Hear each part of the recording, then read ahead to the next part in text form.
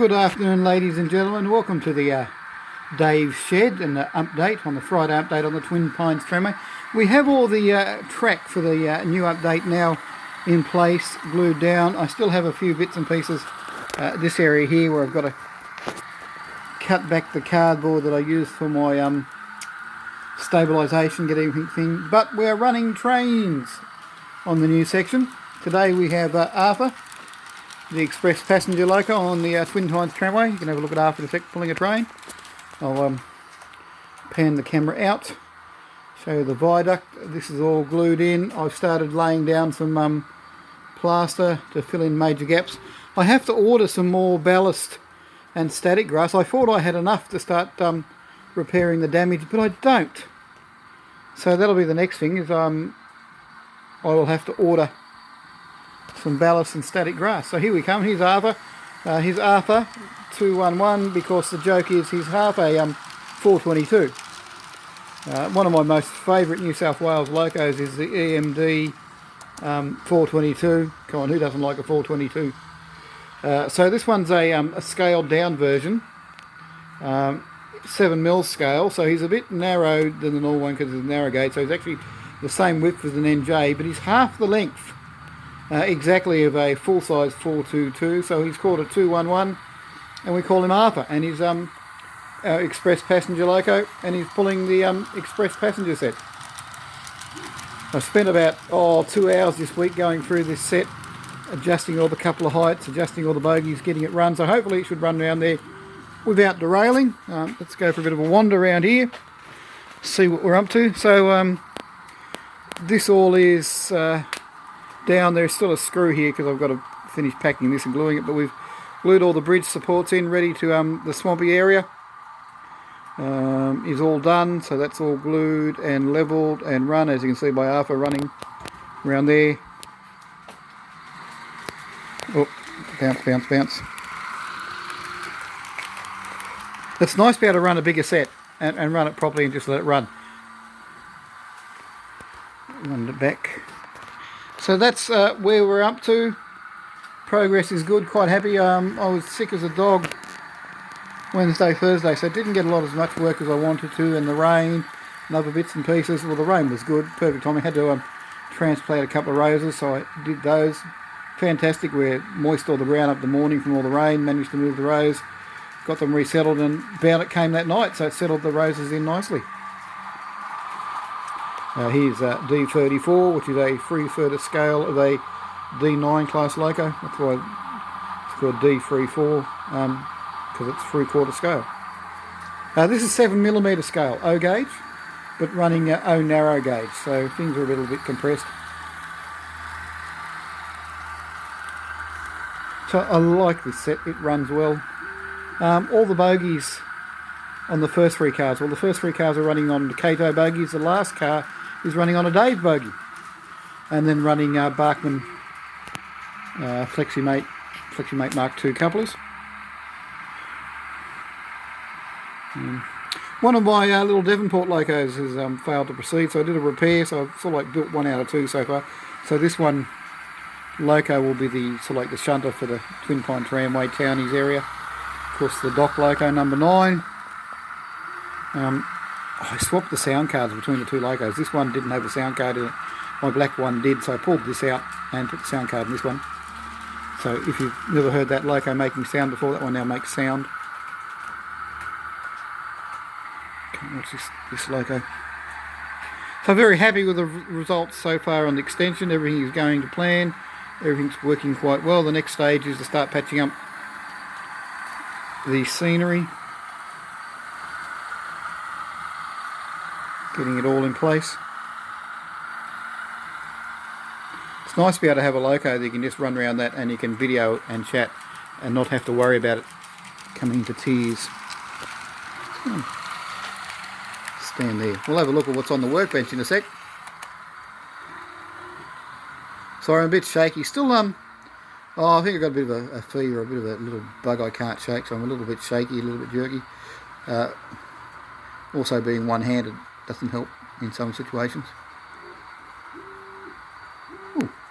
That's why you should check things before you start doing video. The cabin on And the steamer's out. Got to finish this steamer. All this stuff I start these jobs, it needs the handrails and a few bits and pieces on the ferry sitting in the port. The lighthouse is not in position because I pulled it out when I was working on this area and sculpting this area up in grey. That's just poly filler. Mix a bit of grey paint in it, a bit of PVA glue just to solid it all up. So when we come to ballast and do stuff, it just has a natural landscape. But it looks good, I'm pleased.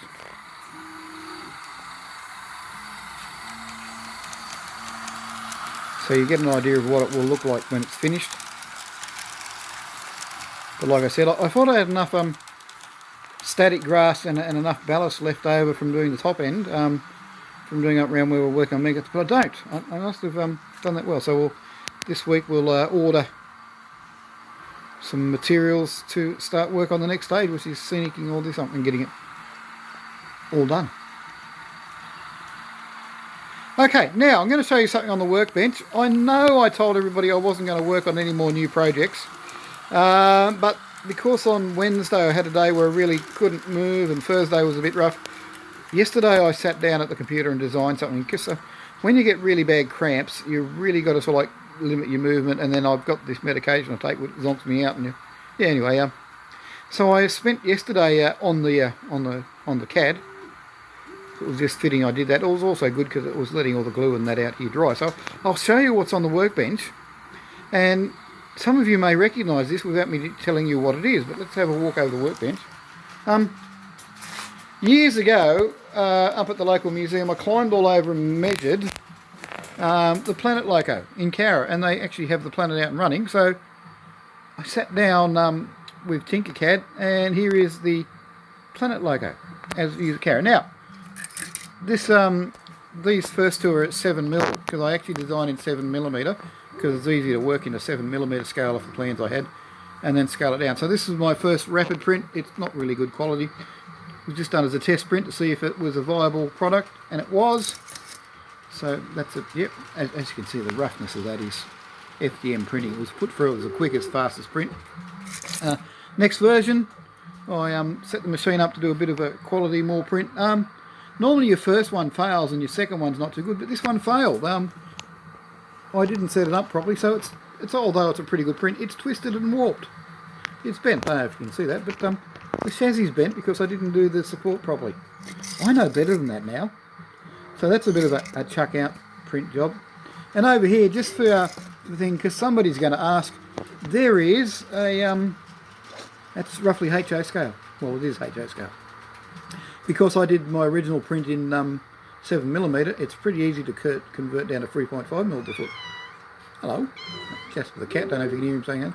So there is a 3.5mm the foot Planet locomotive. It's tiny. It's tiny. I should have pulled out some of my HO trams and put it next to it, but there you go. For those who ask, can I do a HO version yet? Oh, I have no idea how you power it. What to put on. What I'm going to do is do some dummy running gear as I do the tram. So I'll set it up so we can actually print it as a display model with its running gear. I'm doing that. There you go. That's a Hibbard Locomotive Works Planet Loco, as used by the LVR in Cowra at the moment, running their little training service. If anybody wants any more details on that, the files will be available soon. If somebody wants them, let me know and I'll share the STL file. What I've done, I've got to do the static body. I'm doing a little version, a little bit compressed. So even though this one is full 7mm scale, my next version, take it down to the narrow gauge, I then scale it down to about 3/4 scale of 7mm, just to be confusing. So it'll come out, my next version will be about the size of the Devonport locos, because that's what roughly the size they are, that loco there. So that'll be about the size of my Planet, and I might even whack it on one of these Devonport mechs yet to get it all up and running. Well, that's about it for this week. Hope you have a great week. We'll be back next week. Don't forget, like and subscribe. Contact me on the socials if you want any more information. Hopefully we'll have something different running next week, depending on when I get my order away. No use putting an order in until about Sunday this week because they're not going to do very much. Probably week after next, it'll probably take a week to get here. We will start laying down some scenery. So till then, cheerio. Let's see if I can push the horn button without problems. Have a great week. Keep safe. Don't forget, like, subscribe. Any questions, ask me. Hit me up on my socials. Hit me up on my Facebook. Till then, keep safe. And yeah, let me know what you think. Bye. Oh, quickly. That's printing another HO 3.5mm, very fine scale version of the Planet. And this is what I'm saying about print times. Even a rapid prototype machine, that's going to take about 12 hours. 12 hours, 42 minutes to just print something that small. Just printing one of those. Okay.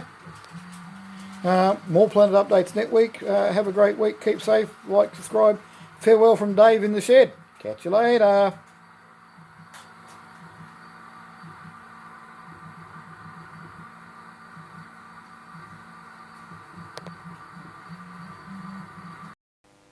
Hi there, this is Dave. To keep this video active on YouTube, you really do need to subscribe my channel, like this video, and also put a comment down below, because if we don't get enough traffic, YouTube can just make it disappear. For this week, I got some couplers to adjust by the look of it. Talk to you later.